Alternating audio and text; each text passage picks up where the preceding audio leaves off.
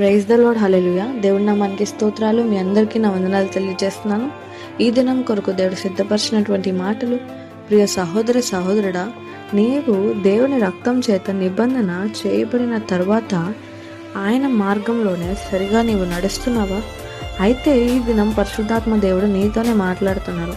నేను లోక సంబంధిని కానట్టు వారిని లోక సంబంధులు కారు. హల్లెలూయా. ఈ మాటలు వినుచున్న ప్రియ సహోదరి సహోదరుడా, దేవుని రక్తంతో కడగబడిన తర్వాత ఇంకను మనుషులందరూ ఏ పనులు చేస్తున్నారో, ఏ త్రోవలో నడుస్తున్నారో, ఎట్టి రీతిగా వారి జీవితాన్ని జీవిస్తున్నారో వారితో సరి సమానంగా వారితో కలిసిపోతూ నీ యొక్క జీవితాన్ని కూడా ఈ దినం వరకు జీవిస్తున్నావు కాబట్టే దేవుడి దినం నీతోనే మాట్లాడుతున్నారు. లోక స్నేహం దేవునికి వైరము. లోకంని నీవు ప్రేమించి లోకంతో నీవు ఎక్కువ సహవాసం నీవు కలిగి ఉన్నట్లయితే దేవునికి శత్రువుగా మారుతున్నావు. అదే నీవు దేవుని ఎక్కువ ప్రేమించినట్లయితే లోకాన్ని నువ్వు అసహించుకుంటావు. బట్ నీవు ఈ దినం దాకా లోకంతో కలిసిపోతూ దేవుడితో ఉంటూ ఉన్నావు కాబట్టి దేవుడికి శత్రువుగా మార్చబడుతున్నావు. అందుకోసమే దేవుడు ఈ దినం మాట్లాడుతున్నారు. ఆయనకి నువ్వైతే శత్రువుగా మార్చబడ్డం ఆయనకి అస్సలు ఇష్టం లేదు. ఈ దినం నీతోనే మాట్లాడుతున్నారు. అందుకోసమే 1 యోహాను పత్రిక 2వ అధ్యాయం 15, 16, 17 చూస్తే ఈ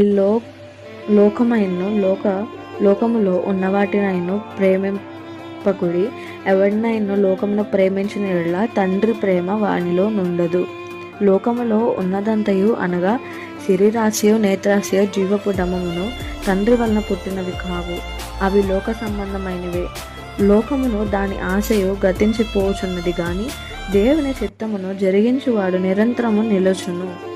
హల్లెలూయా. నీవు లోకానుసారంగా నడుస్తూ విశాలమైనటువంటి మార్గంలో నడిచేటువంటి వ్యక్తులని ఫాలో అవుతూ మింగిల్ అయిపోతూ ఉన్నావు.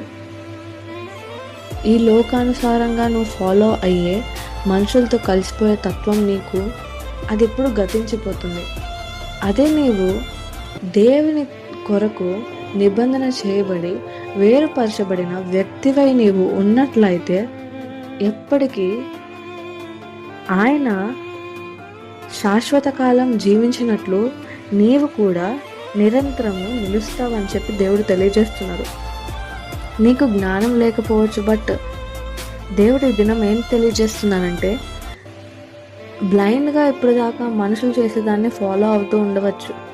బట్ ఈ దినం ఏం చెప్తున్నానంటే ప్రతి పనిని, ప్రతి ఒక్క చిన్న దాన్ని కూడా ఆలోచించి పరీక్షించి దేవుడి చిత్తానికి సరిపడా ఉందా, దేవునికి వ్యతిరేకంగా ఈ పని ఉందా, ఈ మనుషులు చేసేది దేవునికి వ్యతిరేకంగా ఉందా, దేవుడి చిత్తానుసారంగా ఉందా, చేసేటువంటి పని, మాట్లాడేటువంటి మాటలు దేవుడి చిత్తానుసారంగా ఉన్నాయా లేదా అని పరీక్షించి చూసి దేవుని చిత్తానుసారంగా ఉంటే నువ్వు బ్లైండ్గా ఫాలో అవ్వచ్చు. అదే లేదా దేవుని చిత్తానుసారంగా లేదా, నువ్వు అక్కడి నుండే దాన్ని స్టాప్ చేసేసి నువ్వు వేరుగా వెళ్ళిపోవాలి. అక్కడికక్కడే నువ్వు కట్ చేసేయాలి. దేవునికి ఇప్పటిదాకా నీవు లోకంతో ఏకమై ఉండి ఆయనకి శత్రువుగా మారుతా ఉన్నావు. అలా మారడం ఆయనకి ఇష్టం లేదు. అందుకోసమే దేవుడు నీతోనే మాట్లాడుతున్నారు. ఆయన లోక సంబంధి ఎట్టి విధంగా కారు, నీవు కూడా లోక సంబంధివి కాదు. ఆయన కోసం ప్రత్యేకంగా వేరుపరచబడినటువంటి జీవితం నీవు జీవించాలని దేవుడు కోరుకుంటున్నారు. ఆయన చిత్తం నీ జీవితంలో జరిగించాలంటే ఆయన నడిచినటువంటి మార్గంలో నీవు నడవాలి. వేరుపరచబడినటువంటి జీవితం, ఇరుకైనటువంటి మార్గంలో నడుస్తూ ఉండాలని చెప్పి ఆయన చిత్తం నీ జీవితంలో జరిగించాలని కోరుకుంటున్నారు. అట్టి కృప దేవుడు మీకు దయచేయునుగాక. ఆమేన్.